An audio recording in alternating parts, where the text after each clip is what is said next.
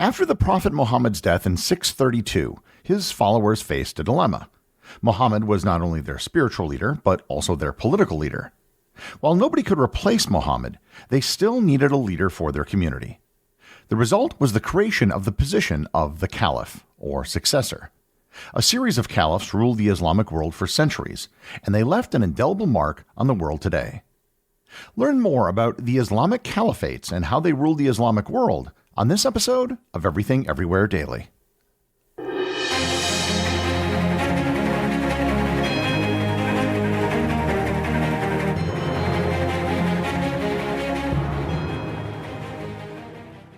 Decisions. Wait a minute. Are you still looking for cars on Carvana? Yeah, decisions. When I used Carvana, I found the exact car I was looking for in minutes. Bought it on the spot. Electric or full diesel? Decisions. Come on, you've been at it for weeks. Just buy it already. You're right. Crossover it is. Decisions decided. Whether you know exactly what you want or like to take your time, buy your car the convenient way with Carvana. Hey, it's me, the Quenchies. I'm that late afternoon craving you just can't shake. Wait, what's that? Welch's Grape Aid? No! Made with real fruit and no added sugar, nothing answers the call of the Quenchies like Grape Aid. Got the Quenchies? Grab a Grape Aid in your juice aisle. I've had many episodes where I've referenced various Islamic caliphates throughout history. However, despite all of the mentions that they've received, I've never done an actual episode specifically about them or really explaining what the institution of the caliph was. So in this episode, I want to do that. I want to provide a brief description of all the major and some minor caliphates in history and explain how the position of caliph was established and how the position was transferred from one caliphate to another. And this is important because for many centuries, the caliphates were perhaps the most powerful empires on earth, and they were also the epicenter of science and learning. The concept of the caliphate was born immediately after the death of the Prophet Mohammed in the year 632. Muhammad left no explicit instructions about succession, which led to deliberations amongst the Muslim community centered in the city of Medina. The need for leadership was driven by the spiritual need to preserve and propagate Islam, as well as the political need to maintain unity and manage the rapidly expanding Muslim community. Prominent companions of Muhammad gathered at a meeting known as the Saqifa of the Banu Saida clan in Medina to deliberate. The native Medinans proposed one of their own as a leader, but the Meccan immigrants to Medina emphasized the need for leadership who was a member of the Prophet's tribe. The group nominated Abu Bakr, a close companion and father-in-law of Muhammad, known for his piety and wisdom. The assembly accepted his nomination and was pledged allegiance as the first caliph. The word caliph comes from the Arabic word khalifa, which means successor.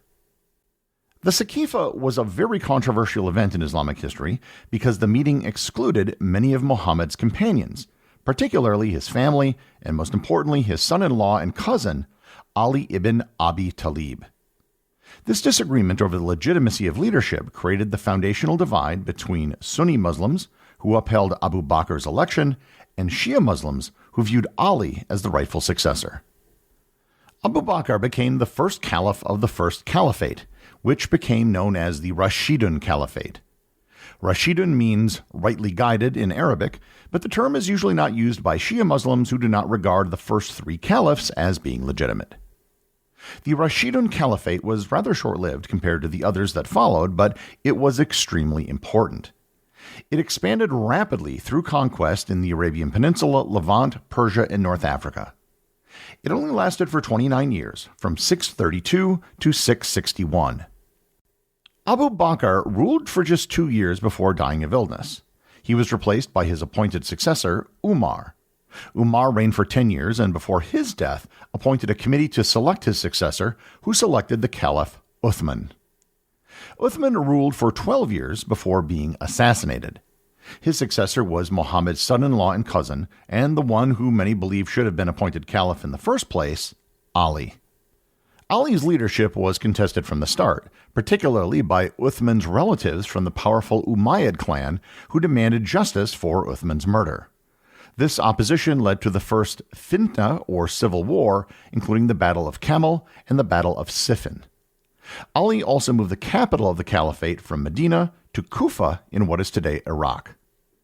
In 661, Ali was assassinated, and his son Hassan ceded power to Muawiyah, the governor of Syria and leader of the Umayyad clan.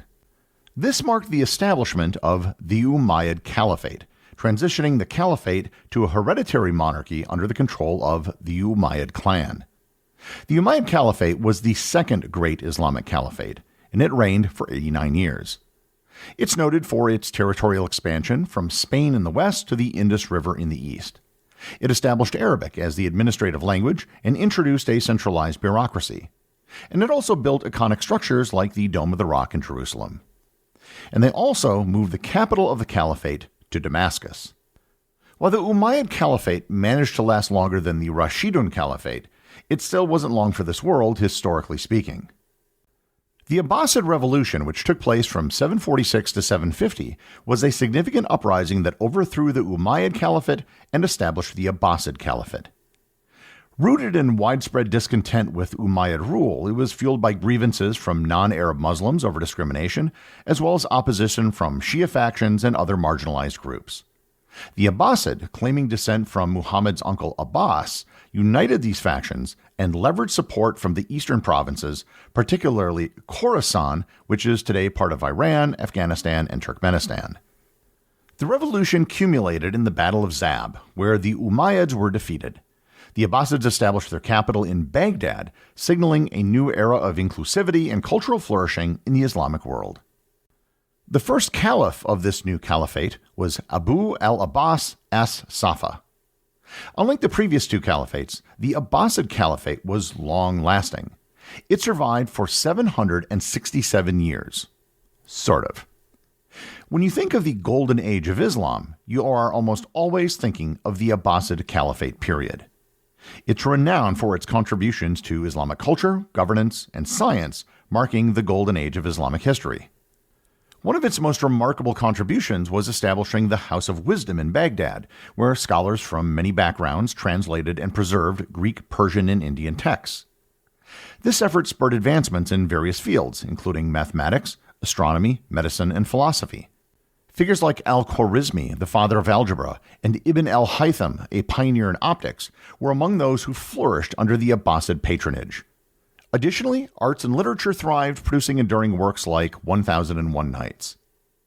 Politically, the Abbasids centralized governance with an efficient bureaucracy led by viziers, creating a model for subsequent Islamic states. They unified the diverse empire through systems of taxation, postal routes, and standardized coinage. Unlike their predecessors, the Abbasids promoted inclusivity, integrating non-Arabs into government and society, which helped strengthen their rule. Baghdad emerged as a global hub of trade, culture, and learning, earning its reputation as one of the greatest cities of the medieval world. And other cities like Samarra, Cairo, and Nishapur also flourished under Abbasid influence. Several notable rulers defined the Abbasid era. Al-Mansur reigned from 754 to 775 and founded the city of Baghdad, and he laid the groundwork for centralized administration. Harun al-Rashid ruled from 786 to 809 and presided over the caliphate's cultural zenith. His son al-Mamun was a champion of science and philosophy, advocating intellectual pursuits through the House of Wisdom. The end of the Golden Age is usually dated as 1258, with the Mongol sack of Baghdad, a topic I covered in a previous episode. The Mongols, led by Hulagu Khan, captured Baghdad, executing Caliph al-Mustasim, and devastated the city. It was one of the bloodiest events in world history. This catastrophic event ended the Abbasid central authority and left the Islamic world without a caliph for the first time since the institution's founding. During this interregnum, the fragmented Muslim world struggled to fill the void of leadership. Regional powers like the Mamluks in Egypt and the Seljuks in Anatolia gained prominence. The Mamluks, a rising military dynasty in Cairo, were particularly motivated to restore the caliphate to legitimize their rule. In 1261, just 3 years after the sack of Baghdad, the Mamluks re-established the Abbasid Caliphate in Cairo, inviting a surviving member of the Abbasid family to assume the title of caliph. While this shadow Abbasid Caliphate held no real political power, it served as a spiritual and symbolic authority under the protection of the Mamluks, legitimizing their rule and maintaining the continuity of the caliphate as a religious institution. This arrangement lasted until the Ottoman conquest of Egypt in 1517. And this brings us to the fourth and final of the great caliphates, the Ottoman Caliphate. The Ottomans existed as an empire and a kingdom since at least 1299. Under Sultan Selim I, the Ottomans launched a campaign to solidify their control over key Islamic territories, culminating in the capture of Cairo. The last Abbasid Caliph, Al-Mutawakkil III, who held a largely ceremonial role under Mamluk protection, was taken to Constantinople along with members of his court.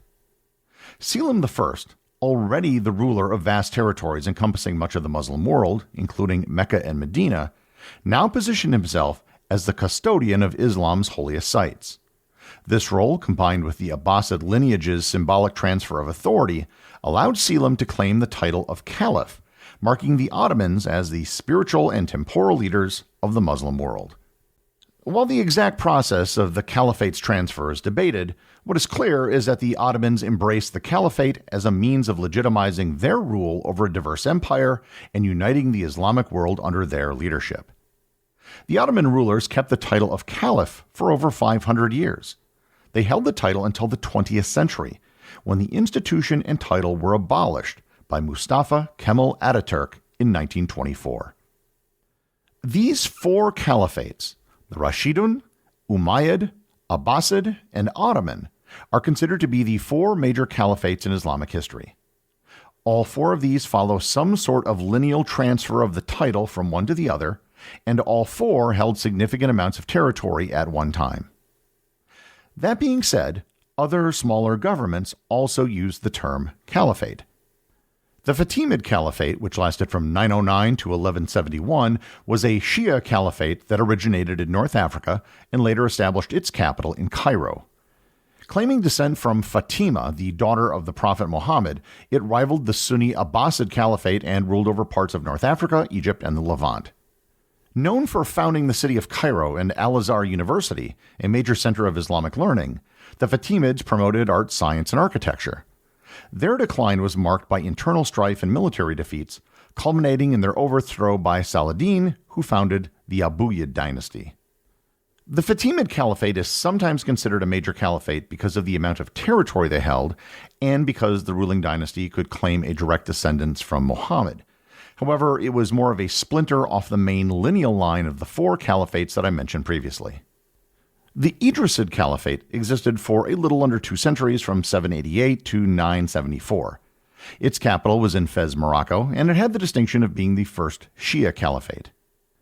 The Umayyad Caliphate of Cordoba existed from 929 to 1031. It was an offshoot of the original Umayyad Caliphate, which controlled the southern half of the Iberian Peninsula for about 100 years.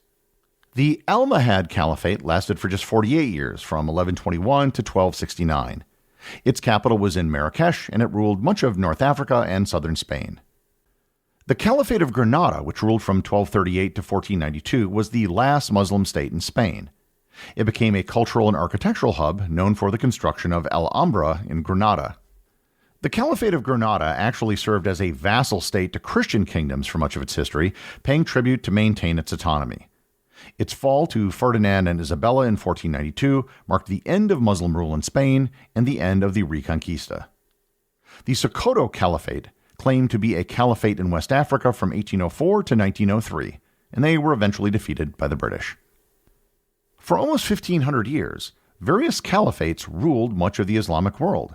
From their initial conquest to the preservation and advancement of science and learning in the Islamic Golden Age, the legacy of these caliphates can still easily be seen in the world today. The executive producer of Everything Everywhere Daily is Charles Daniel. The associate producers are Benji Long and Cameron Kieffer. I want to give a big shout out to everyone who supports the show over on Patreon, including the show's producers. Your support helps me put out a show every single day. And also, Patreon is currently the only place where Everything Everywhere Daily merchandise is available to the top tier of supporters. If you'd like to talk to other listeners of the show and members of the Completionist Club, you can join the Everything Everywhere Daily Facebook group or Discord server. Links to everything are in the show notes.